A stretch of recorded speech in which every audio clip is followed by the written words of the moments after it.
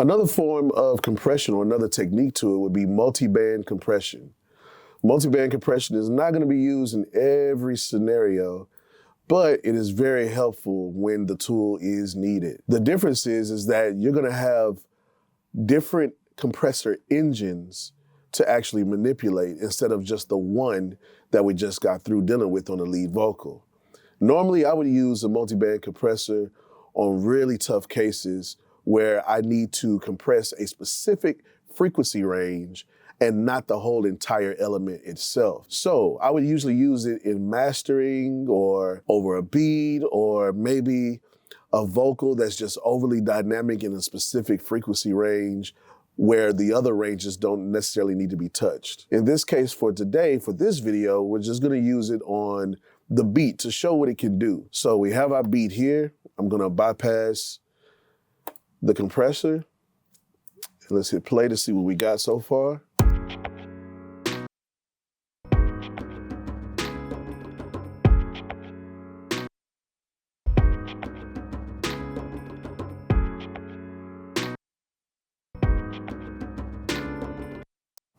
So I can hear some audio issues with this track already.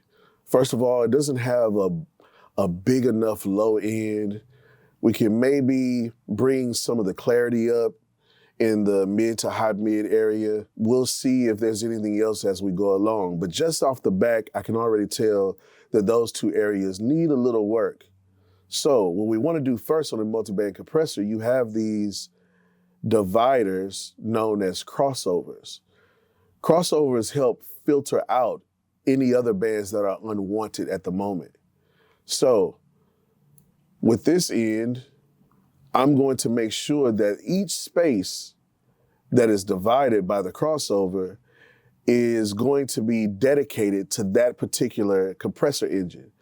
In this case, we're using Wave C4. It has 4 compressor engines, meaning it has 4 different ranges that we can compress. So I'm gonna move my crossovers based on that range that I want to isolate to that specific compressor engine. So like we said, starting off with the bass end, right? We need to make it a little bit more beefy, a little bit more boomy at the bottom of that track. So what we can do is we can solo just that engine.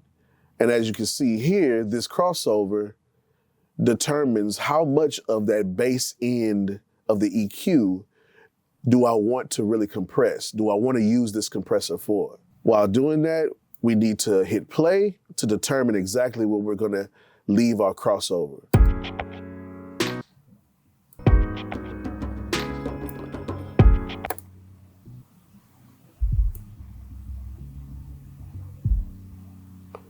If I move it too far to the right, it still has a lot of low end that it's dealing with, but I'm also grabbing a little bit of that low mid to mid that I don't want this compressor to mess with right now. So let's bring the crossover more to the left until I'm getting the boomy end of that audio. All right, good. I think that's pretty good right there. We're at about 109 hertz. So that whole area from 109 hertz down to 16 hertz is dedicated to this particular engine.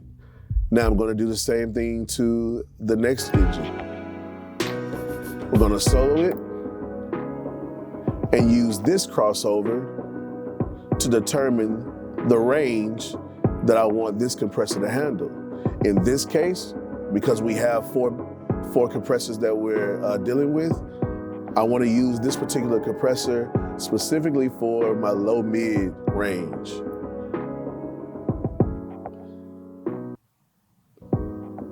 So there, we can move our crossover to about 1K. And now from that 100 hertz to that 1K, we have our low mid area dedicated to this second compressor. Now, I'm gonna jump over this third compressor and go to the fourth one to go ahead and dedicate that high end range, because it'll automatically have our high mid range snap into place. So let's solo this one. Remember, this is where the sheen on top is, the airiness. And we can take care of that between about 7 or 8K on up. Okay, that's taken care of. So now when I hit solo on the high mid area, you see that's already in the perfect position. Great, so now that we've divided up our EQ range into 4 different compressors, now we can go ahead and manipulate the audio we need to in order to bring about the better sound out of this track that we want. So I wanted to beef up the low end. Remember, we have our gain, we have our range, attack, and we have our release here. Range, in this case, is not usual on a lot of different other compressors, but it holds the same type of definition as ratio. It's about the amount of compression. But in this case, there's a cap to it. We're saying that at -8 decibels, that is the range of compression that I'm willing to allow, or that compressor is willing to allow at this moment. Doesn't necessarily mean that we have to compress that much, but it won't go beyond that. Whenever I want it to be a little bit more attack to it, without messing with my actual attack, if I want the hit to be, the transient to come in stronger, then I'm going to lower that range. Okay, I'm going to take that range up to about -4 dB from that -8. And what that would do is create more pressure for that transient to be heard in a snappier way. Let's see what we got so far. Okay, now we need to raise our gain to make up what's going on. We already have our threshold set the way we want it.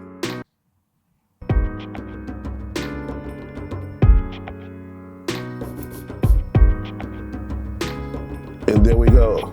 You can hear the beefiness or the boominess of the track.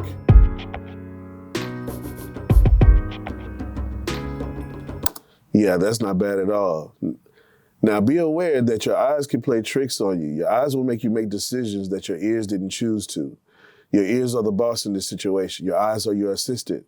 So just because it seems like, oh my God, I'm raising this up 6 dB, isn't that too much? Why are you asking that question? Is it because it looks like it's too much? Or is it because it is based on what you're hearing? You need to make sure that you differentiate that whenever you're doing this type of mixing. Okay, so let's go to the next one. Let's see what we're dealing with. Do we hear anything in our low mid area that we can compress or increase for any reason?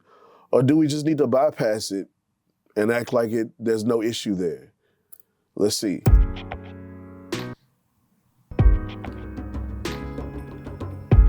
Yeah, I think we'll leave that alone for right now.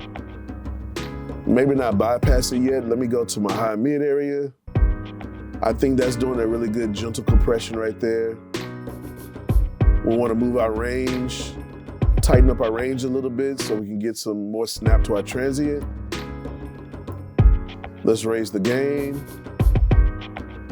Because now that we made it boomy in that bass area, we want to give it a little clarity, a little definition using our high mid.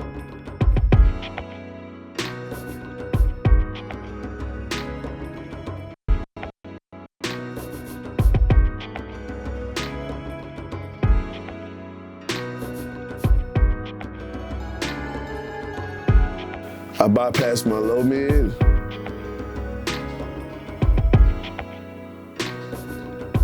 This track doesn't seem to have a lot of highs to it, so we don't really need to do any real compressing. We do want to tighten the range up. There we go. And maybe let's give it a little sheen on top. Just raise it a little bit.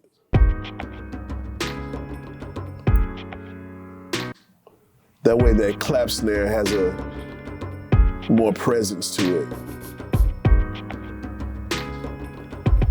All right.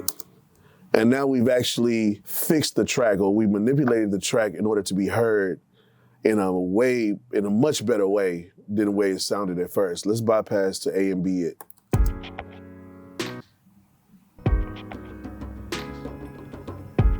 Disable the bypass.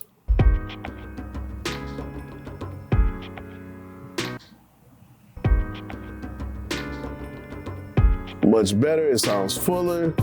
We have more vibrance to the track because of our high end and our mid. And that'll work.